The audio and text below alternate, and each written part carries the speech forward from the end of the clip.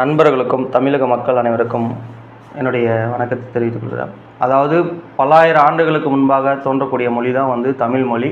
தற்போது அந்த தமிழ் மொழியை வச்சு ஒரு நாடாளுமன்றத்தில், நம்ம இந்திய நாடாளுமன்றத்தில் தமிழ் மொழியை மையமாக வைத்து பெரிய சர்ச்சை ஒன்று வெடித்துள்ளது. அந்த சர்ச்சையை பார்த்தோம் அப்படின்னா தற்போதைய நிதி அமைச்சர் நிர்மலா சீதாராமன் கூறியதாக கூறக்கூடிய ஒரு கருத்து என்ன அப்படின்னா, ஒரு கருத்தை தெரிவிச்சிருக்காங்க. அந்த கருத்துக்கு எதிர்கருத்தாக அதற்கு கமல்ஹாசன் கொடுத்த பதில் தற்போது ஒரு அரசியல் மட்டுமல்லாமல் தமிழ் அடையாள விவகாரமாக மாறியுள்ளது தான் இந்த ஒரு தமிழ் மொழியினுடைய ஒரு சர்ச்சையாக போயிட்டுருக்கு. அதாவது என்ன பஞ்சாயத்து நடக்கட்டும், யாரா இருந்தாலும் தைரியமா சொல்ல பாருங்க.